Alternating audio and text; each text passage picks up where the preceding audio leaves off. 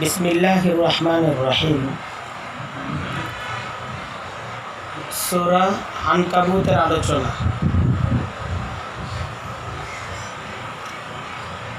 এই সূরাটা আল্লাহ রসুল সাল্লাল্লাহু আলাইহি ওয়াসাল্লামের মক্কি জীবনের এক কঠিন মুসিবতের পরিস্থিতিতে এই সূরাটা নাজিল হয়েছে। যখন কাফেররা তাদের পূর্ণ শক্তি দ্বারা ইসলাম মুসলমানদের বিপক্ষে তারা বিভিন্ন পদক্ষেপ গ্রহণ করছিল, মুসলমানদের জন্য মক্কায় টিকে থাকাটাই, নিজ ঈমান ইসলামের পরিচয় নিয়ে টিকে থাকাটাই এটা অনেক বড় চ্যালেঞ্জ ছিল। তো এই সূরার মাঝে খুসুসি দুইটা বিষয় এই সূরার মূল আলোচ্য বিষয়, আর একটা কেন্দ্রীয় আলোচ্য বিষয় তো আছেই। বিশেষ আলোচ্য বিষয় যেটা এই সূরার, এটা হলো ঈমানের পথে বিভিন্ন মুসিবত এটা আসবেই, এবং এই সমস্ত মুসিবতগুলোর মোকাবেলা করতে হবে, এবং এই সমস্ত মুসিবতের জন্য মানসিকভাবে তৈরি থাকতে হবে।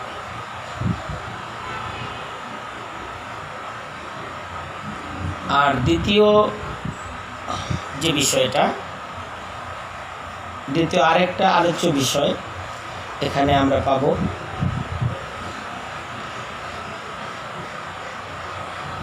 এটা এই সূরার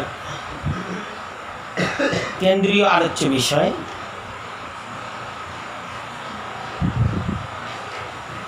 যে যারা মুনকিরিনে তৌহিদকে অস্বীকারী, তারা পরাজিত হবে, এরা রেহাই পাবে না। আর এই দুই বিষয়ের সাথে তৃতীয় যে বিষয়টা, এটাকেও দালাইল আকলিয়া এবং নকলিয়া দ্বারা এটাকে পেশ করা হয়েছে। একটা দলিল আকলি, একটা দলিলে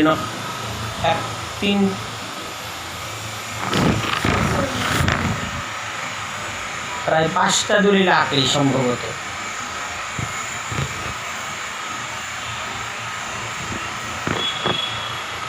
সেই সাথে একটা দলিলে নকলি, একটা দলিলে ওহী। এই সমস্ত দলিলগুলো দ্বারা যে সত্যটাকে ক্লিয়ার করার উদ্দেশ্য, 4টা দলিল আকলি। এটা হলো যে আল্লাহ রাব্বুল আলামিন তিনি যা ইচ্ছা করেন, তার ইচ্ছাকে প্রতিরোধ করার, তার ইচ্ছার মোকাবেলা করার শক্তিকে হয়ে রাখে না। কাজে আল্লাহর ইচ্ছার কাছে তুমি তোমার নিজেকে সমর্পণ করে দাও, এটা হলো দাওয়াত। মুসলমানদেরকে বলা হয়েছে যে তোমাদের মুসিবত তো আসবেই, এই পথে কাটা থাকবেই, কিন্তু তারপরে এই পথেই চলতে হবে, এই পথ হারা হওয়া যাবে না। আর কাফেরদেরকে সাবধান করা হয়েছে যে তোমাদের এই সমস্ত ব্যবস্থাপনা, সমস্ত পরিকল্পনা, এটার মাধ্যমে তোমরা বিজয় অর্জন করতে পারবা না।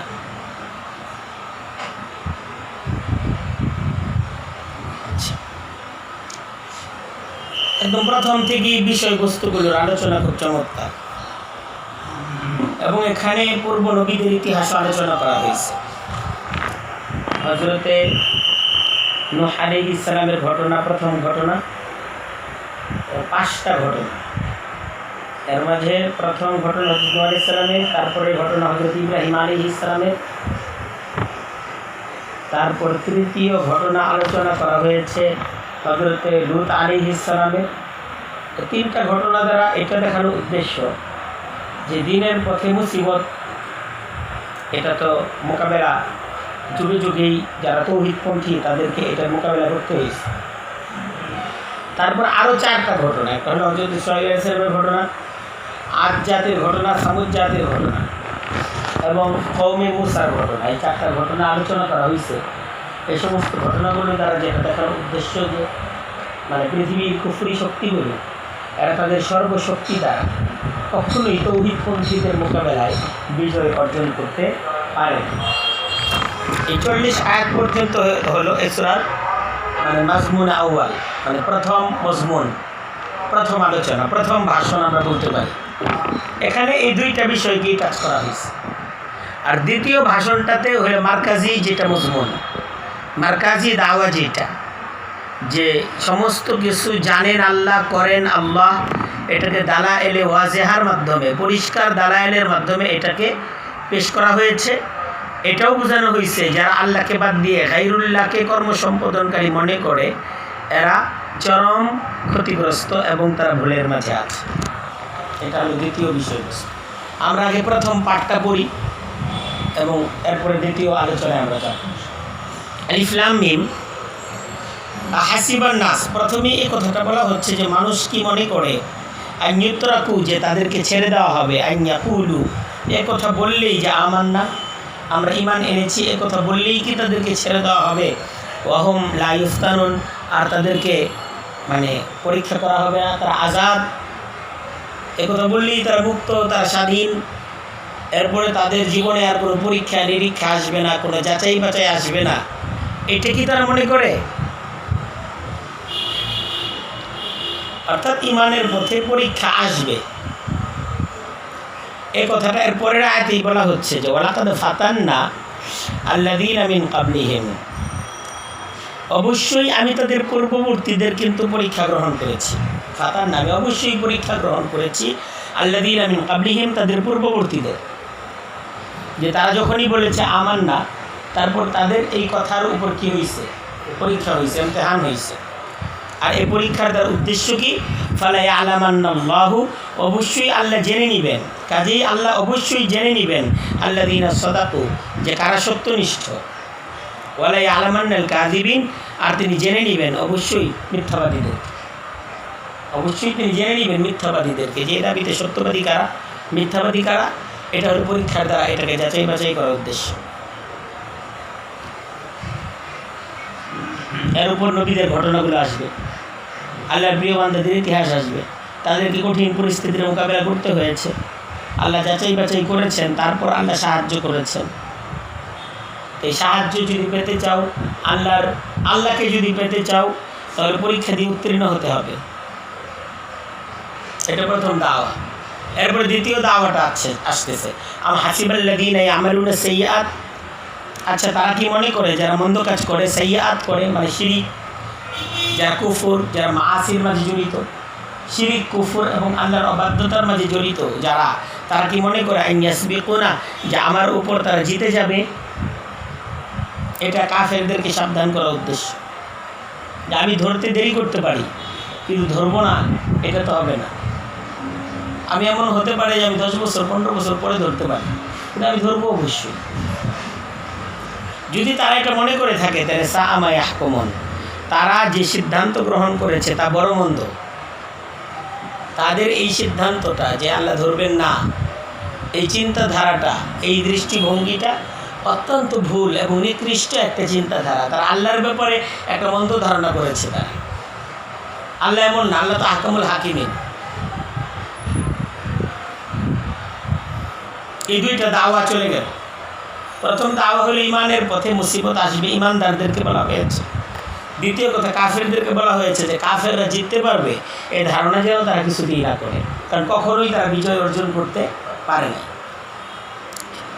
এরপরে এই প্রথম দাওয়াটাকেই প্রমোট করা হচ্ছে সামনের আলোচনা দ্বারা, যে ব্যক্তি মান কানা ইয়ারজু লিকা আল্লাহ, যে ব্যক্তি আশা রাখে আল্লাহর সাথে সাক্ষাতের, আল্লাহর সাথে সাক্ষাতের যে ব্যক্তি আশা করে, তো সে ব্যক্তি যেন মানে মুসিবত আসবে এর জন্য তৈরি থাকে।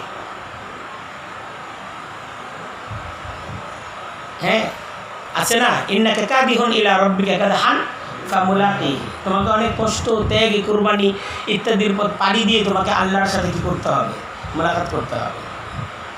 আল্লাহর সাক্ষাৎটা সহজ না, অনেক কঠিন। তো এরকম মনে করা যাবে না ঘর থেকে বের হলেই যেহেতু বিপদ, হ্যাঁ আমি মৃত্যুর মুখোমুখি হব না, তা না। হ্যাঁ, বের হলেই মৃত্যু বলতেছে না, এটা না, না আজালাল্লাহিলা, তুমি বের হও, তুমি সংগ্রাম করো, তুমি মোকাবেলা করো, তবে নিশ্চিতভাবেই নির্ধারিত সময় আসবেই, মৃত্যুর একটা নির্ধারিত সময় আছে, আসবেই, ঘাবড়ানো যাবে না। পরিস্থিতি দেখে কী করা যাবে না, ঘাবড়ানো যাবে না। কঠিন পরিস্থিতি আসতে পারে, কিন্তু ওই পরিস্থিতিতে ঘাবড়ানো যাবে না। বরং মনে করতে হবে যে এই পরিস্থিতি, জীবন মানেই এ ধরনের সংকট, জীবন মানেই মুসিবত। তাই তোমার আছে না, একটা কথা আছে না যে কোনো দিকে পথ নেই, সব দিকে বদ্ধ দুয়ার, কোনো দিকে আলো নেই, চারিদিকে ঘিরেছে আধার, তবুও চলতে হবে, সামনে যেতে। এটা হলো, থামা যাবে না। অবস্থা নিয়ে যে আর তিনি সর্বশ্রোতা, আলিম, সর্বজ্ঞাতা, আল্লাহ সব শুনেন, সবই জানেন। তাই আমাকে মানে সকল পরিস্থিতির মোকাবেলা করে আমাকে আল্লাহর বান্দা, আল্লাহর জন্য নিবেদিত প্রাণ হয়ে, আল্লাহর হুকুম পালনকারী হিসেবে, আল্লাহর উপর আস্থাশীল হয়ে, আল্লাহর উপর নির্ভরশীল হয়ে আমাকে থাকতে হবে। আর আল্লাহ বলতেছেন যে ওমান জাহাদা, আর যে ব্যক্তি শ্রম সাধনা করবে, দিন প্রতিষ্ঠায় কষ্ট করবে, পরিশ্রম করবে, তা বিভিন্ন ত্যাগে কোরবানি করবে, এটা তো অন্য কারোর জন্য না। দিনের পথে আমি মনে করো আমাকে কষ্ট করতে হইলো, এই কষ্ট কি তোমাদের জন্য? তা তোমরা এই দিনের জন্য কষ্ট করলে, এটা আমার জন্য না। আমার কষ্ট আল্লাহর জন্য এবং নিজের জন্য, লাভ কার? নিজেরই লাভ। আর তুমি যে কষ্ট করতেছো, তোমার এই কষ্টের ফল যে আমি ভোগ করবো তা না, তুমি ভোগ করো। এবং কার কাছ থেকে? আল্লাহর কাছ থেকে। এটা হলো চিন্তাধারা রাখতে হবে। যেমন জাহাদা, যে ব্যক্তি শ্রম সাধনা করবে, অর্থাৎ দিন প্রতিষ্ঠায়, আল্লাহর দিনের এলেম অর্জনে, হ্যাঁ, তাকে কষ্ট, মুসিবত, ত্যাগ, কোরবানি ইত্যাদি পথগুলো যে সে পাড়ি দিবে, ফাইন্নামা ইউজাহিদুন নাফসি, তার এটা মনে করতে হবে যে সে এ কষ্ট, এ শ্রম যে করছে নিজেরই কল্যাণে। এটা অন্য কারোর প্রতি আহসান করতেছে, যে আমি অনেক বড় আহসান করছি কার উপর, প্রতিষ্ঠানের জন্য বা শিক্ষকের জন্য, বা কোনো শিক্ষক মনে করলো যে ছাত্রদের জন্য না, আমার পরিশ্রম আমার নিজের জন্য, আল্লাহর জন্য। মানে এটা আল্লাহকে দিচ্ছি না, আসলে আল্লাহ তো গানিয়্যুন, ইন্নাল্লাহা লাগানিয়্যুন আনিল আলামিন। আল্লাহ তো জগৎবাসীর সকল থেকে মুখাপেক্ষী, আল্লাহর তো প্রয়োজন নাই। মানে আমার নিজের প্রয়োজনে আমি আল্লাহকে সেজদা করতেছি।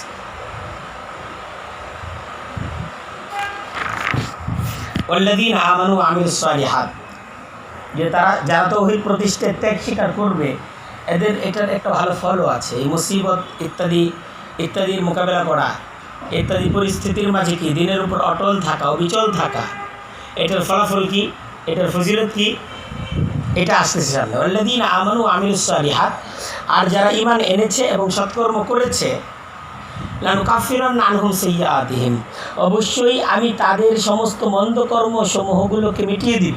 আল্লাহু আকবার। ওয়ালানাজিজিয়ান্নাহুম আহসানাল্লাযী কানু ইয়ামালুন, অবশ্যই তাদেরকে আমি প্রতিদান দেব উৎকৃষ্টতর যা তারা করত। তাদের আমলের উৎকৃষ্ট প্রতিদান, সর্বোচ্চ তোমার উৎকৃষ্ট প্রতিদান আমি তাদেরকে দান করব। এটার ফলাফল মানে এটার মানে এই পথে ত্যাগ এবং কোরবানের ফলাফল শূন্য না, শূন্য হাতে ফিরতে হবে না, বরং আল্লাহ দামান ভরে দিবেন। আর কঠিন পরিস্থিতি এটার মোকাবেলা করে, মানে এই দাওয়ার উপর অটল থাকার গুরুত্বটা সামনের আয়াতে বোঝানো হচ্ছে। যে পরিস্থিতি যদি এত কঠিন হয় তোমার, যে একদিকে বাবা মা, আরেকদিকে ইমানের উপর জমে থাকাটা এবং সমস্ত মুসিবতের মোকাবেলা করে ইমানের উপর থাকা, সকল পরিস্থিতির মোকাবেলা করে ইমানের উপর থাকা, এটার আহামিয়ত, এটার গুরুত্ব এতটুকু যে আল্লাহ রাব্বুল আলামিনের হুকুম হলো আল্লাহর পর সবচেয়ে বেশি মান্য যাদেরকে করতে হবে তারা হলো বাবা মা। এবং কোরআনে কারীমে অসংখ্য জায়গায়, প্রায় 4টা জায়গায়, ওয়াকাযা রাব্বুকা আল্লা তা'বুদু ইল্লা ইয়্যাহু ওয়া বিল ওয়ালিদাইনি ইহসানা, মানে আল্লাহর মানে আনুগত্যের হুকুম প্রদানের সাথে সাথে পিতা মাতার সাথে ইহসান করার হুকুম দেওয়া হয়েছে। এই আলোচনা সূরা বাকারার মাঝে আছে, তারপর সূরা নিসার মাঝে আছে, সূরা আনআমের মাঝে আছে, সূরা বনী ইসরাঈলের মাঝে আছে। 4টা সূরার মাঝে প্রথমে তো আল্লাহ বলছেন যে মানে আল্লাহর আনুগত্য তোমার প্রথম কাজ, দ্বিতীয়ই বলছেন পিতামাতার প্রতি আহসান তোমার তার পরের কাজ। এখন যদি এই পিতামাতা একদিকে আর আল্লাহর হুকুম আরেক দিকে, কোন দিকে যাব? বলতেছে এই পরিস্থিতিতেও মানে তৌহিদ, এই তৌহিদ বিশ্বাসের ক্ষেত্রে বিন্দুমাত্র ছাড় দেওয়া যাবে না। আল্লাহ বলতেছেন অবশ্যই ইনসানা, আমি তো আদেশ করেছি মানুষকে বিওয়ালিদাইহি হুসনা, উত্তম আচরণ করবে সে নিজ পিতামাতার সাথে। ওয়াইন জাহাদাকা, এখন যদি তারা চাপ প্রয়োগ করে তোমাকে লিতুশরিকা বি, আমার সাথে শরীক করার জন্য, পিতামাতা মুশরিক আর সন্তান শিরকের উপর চাপ দিচ্ছে, মা লাইসা লাকা বিহি ইলম, যে বিষয়ে তোমার কাছে কোনো জ্ঞান নেই।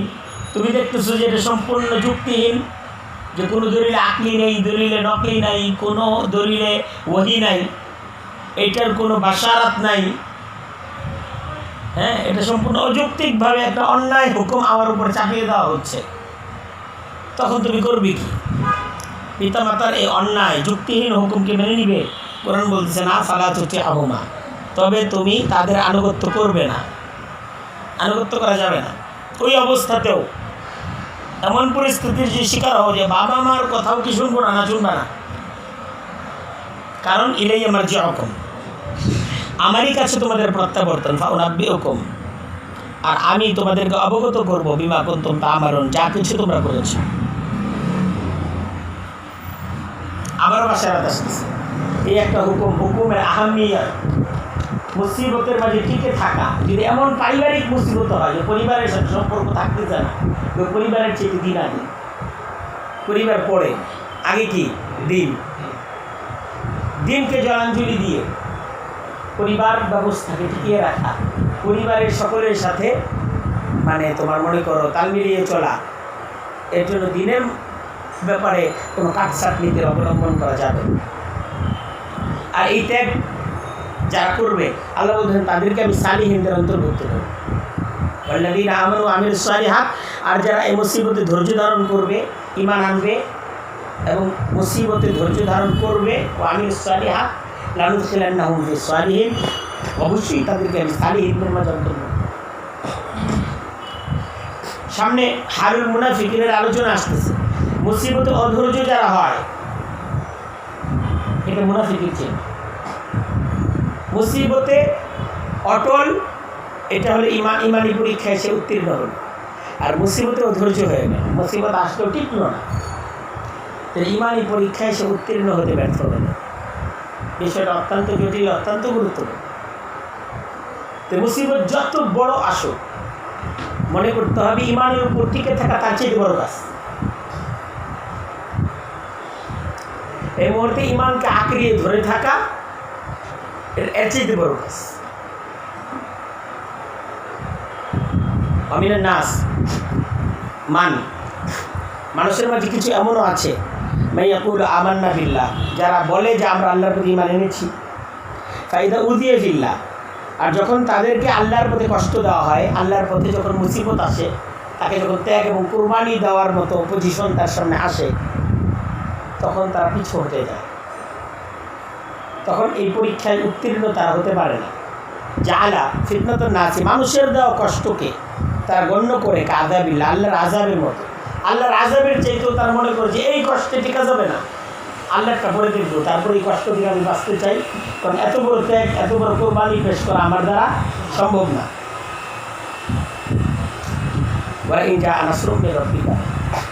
আর এই মানুষগুলোর স্বভাব হলো এমন যে যদি কোনো সাহায্য আসে আপনার রবের পক্ষ থেকে,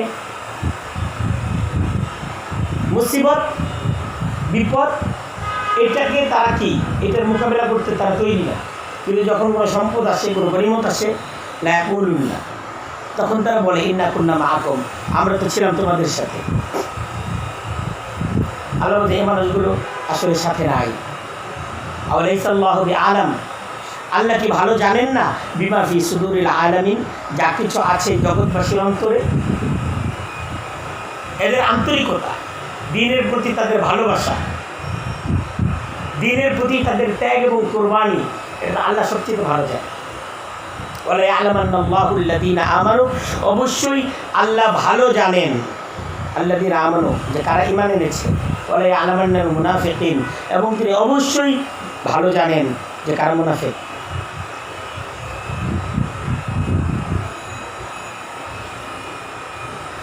তাই বিপদ মুসিবত পরীক্ষা ইমতিহান এটা জীবনের অংশ। ইমানের পথেও এটা আসবে, বরং ইমানের পথে চলার কারণে এটা আরও বেশি আসবে। কারণ যে যত বড় মর্যাদা পেতে চায় তাকে তত বড় পরীক্ষায় কী হইতে হয়, উত্তীর্ণ হতে হয়।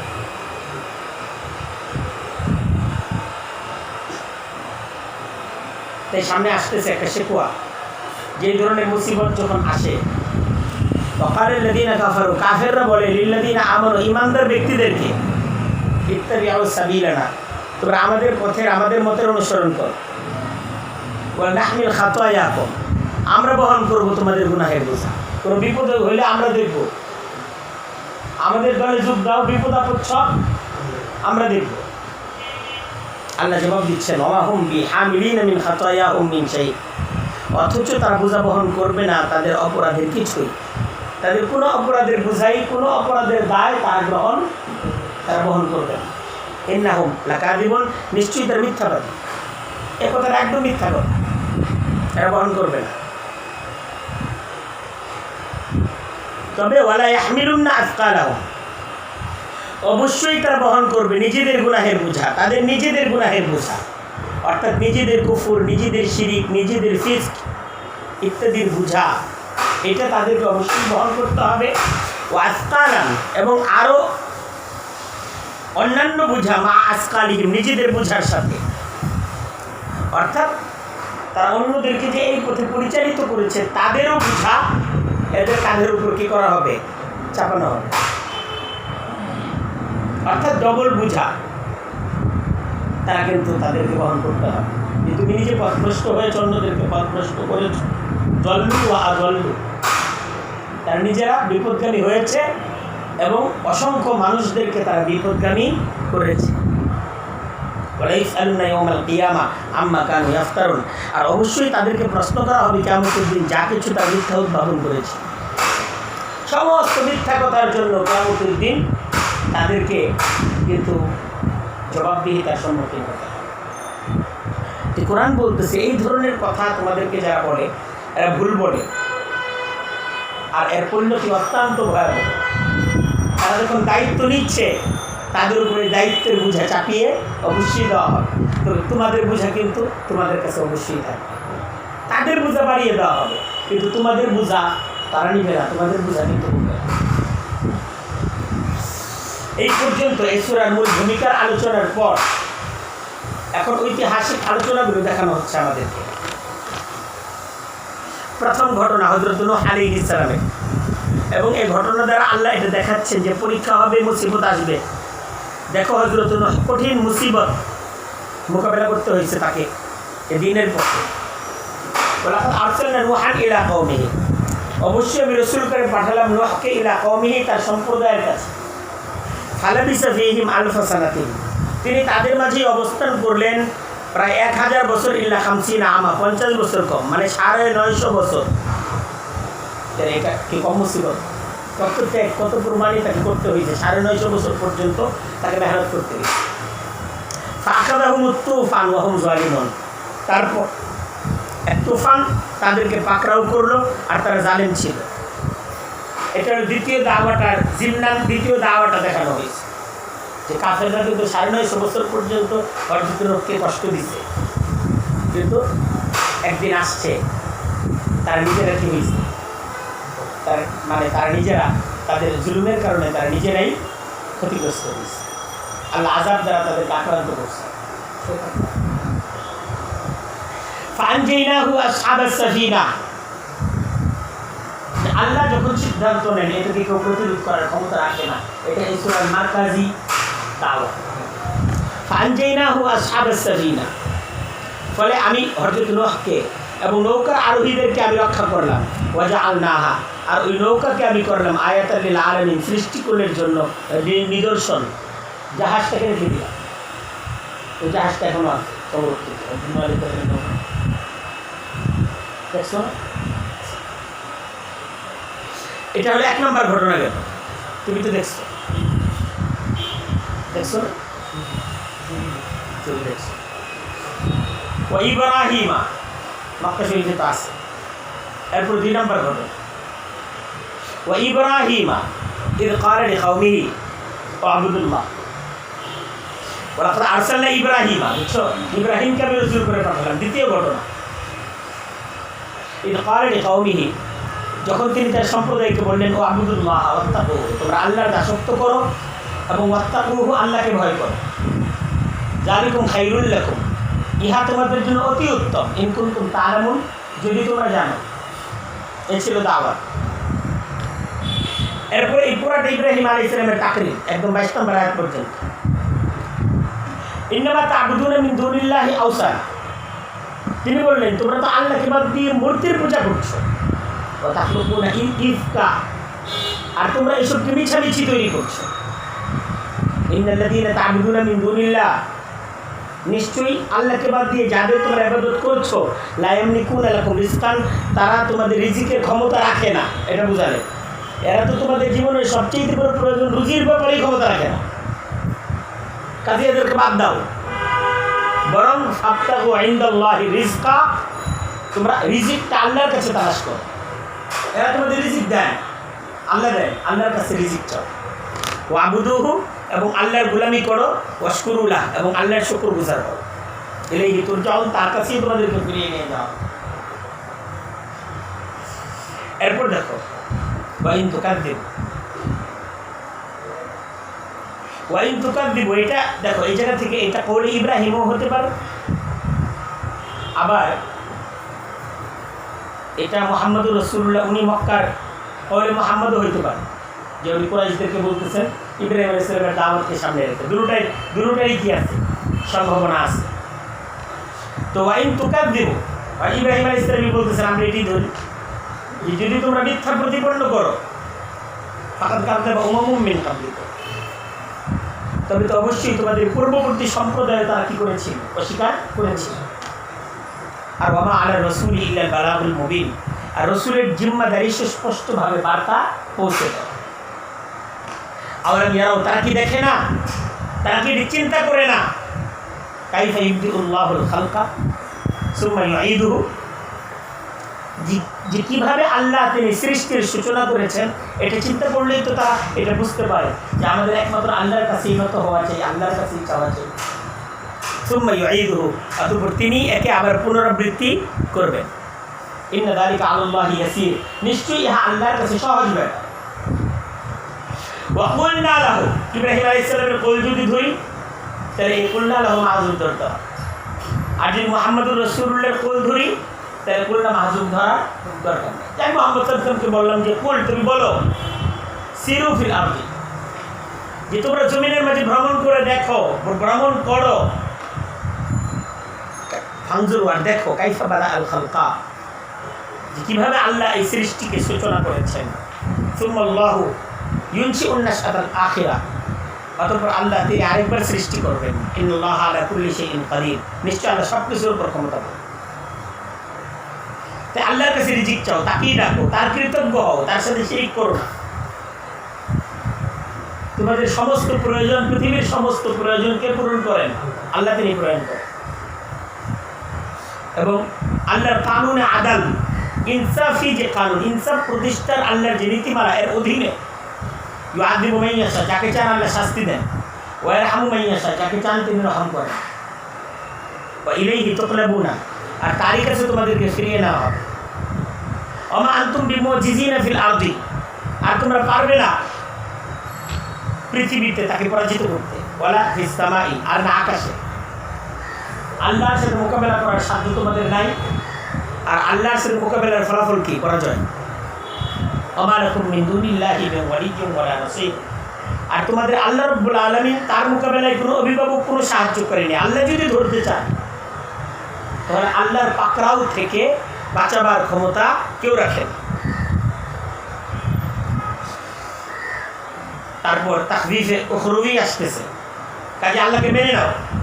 আর ওয়াল্লাযীনা কাফারু বিআয়াতিল্লাহি ওয়া লিকাইহি, যে যারা আল্লাহর আয়াত এবং আল্লাহর সাক্ষাৎকে অস্বীকার করে, উলাইকা ইয়াইসু মির রাহমাতি, তারা আমার রহমত থেকে নিরাশ হয়ে গেছে।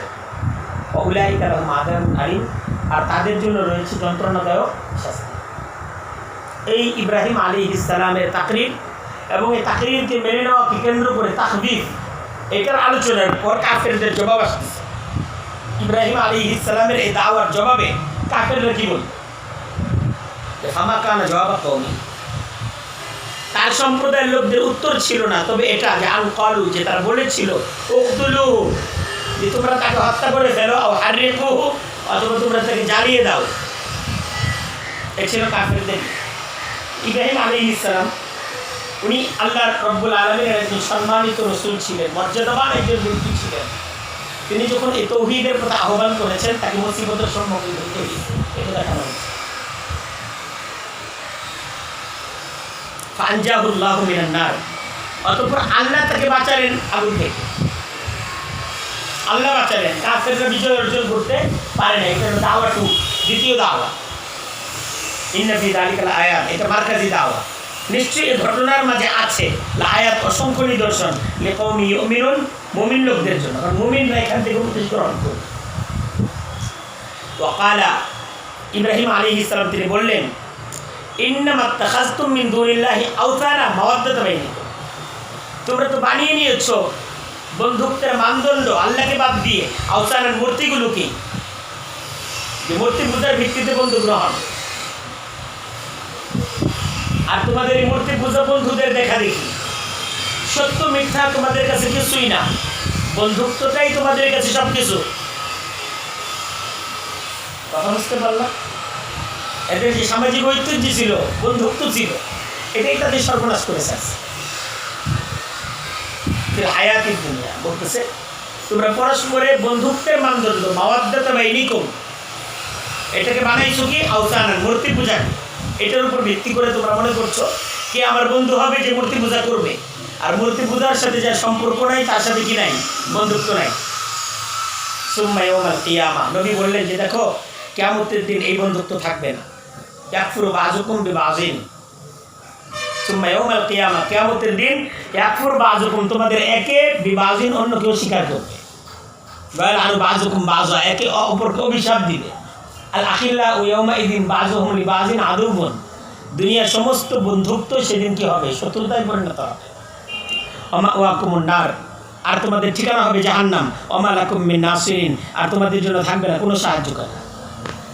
এটা হযরত ইব্রাহিম আলাইহিস সালামের কি ছিল, তাদের এই কর্মনীতির কে সামনে রেখে ওনার দাওয়াত ছিল।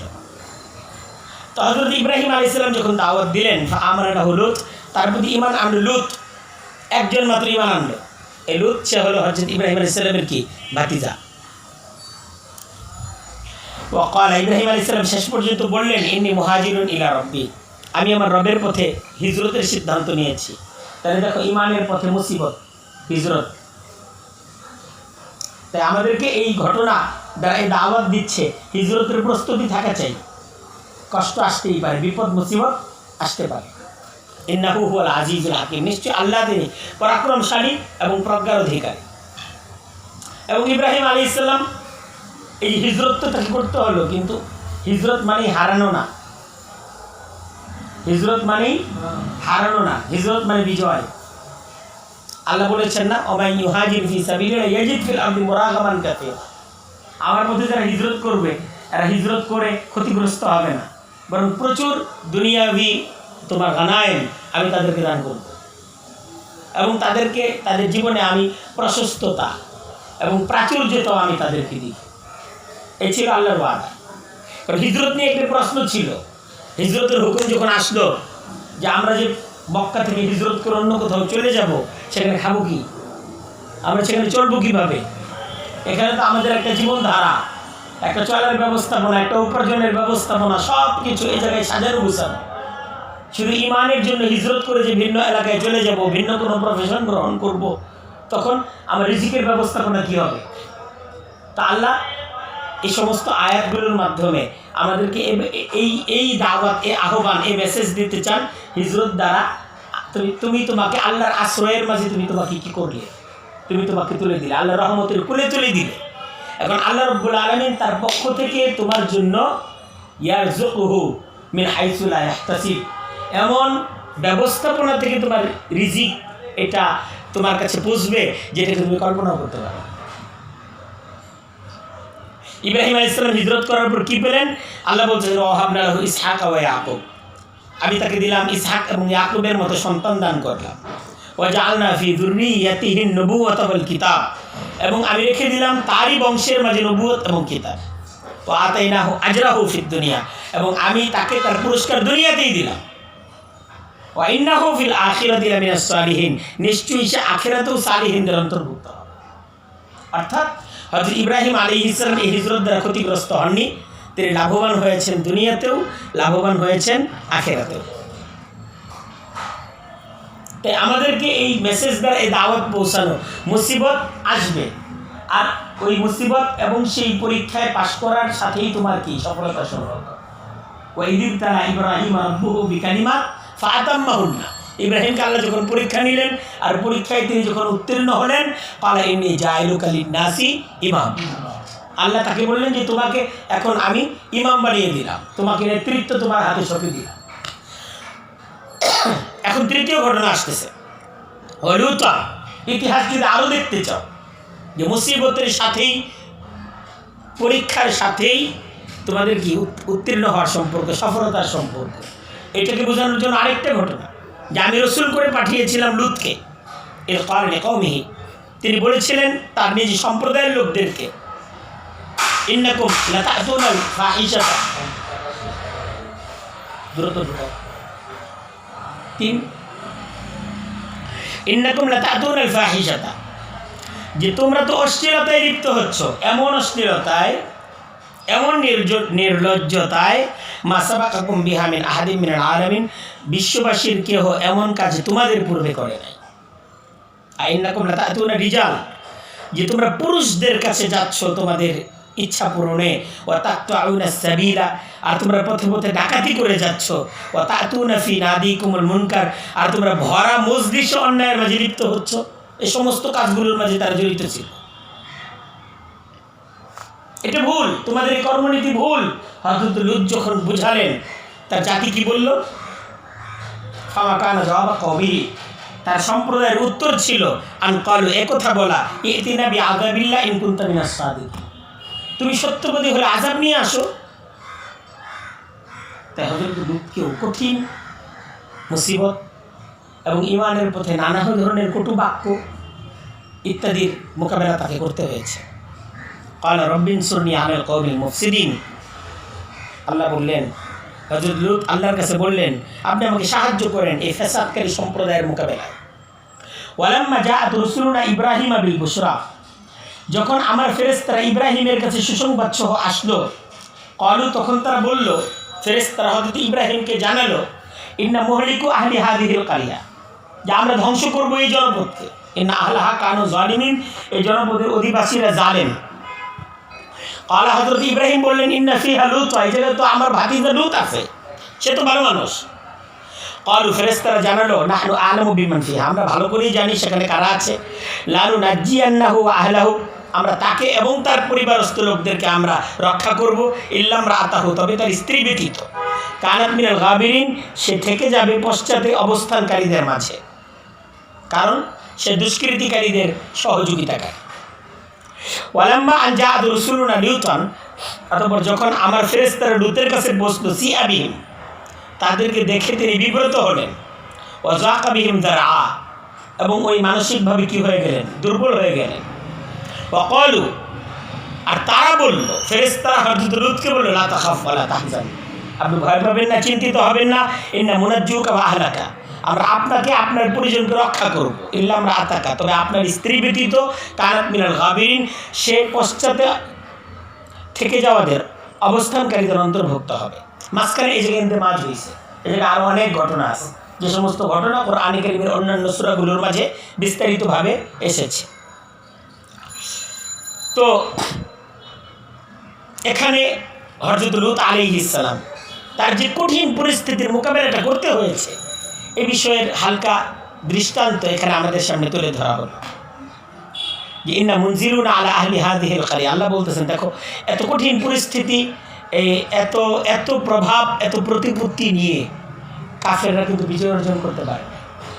ফেরেশতারা তাদেরকে ধ্বংসের জন্য এসেছিল, আর আল্লাহর সিদ্ধান্ত যখন এসেছে তারা কি হয়ে গেছে, ধ্বংস হয়ে গেছে। ইন্না মুনজিলুনা আলা আহলি হাযিহিল কারিয়া, যে আমরা নাজিল করব এই জনপদের উপর রিজজাম মিনাস সামা, আকাশ থেকে শাস্তি, বিমা কানু ইয়াফসুকুন, তাদের অপরাধের কারণে।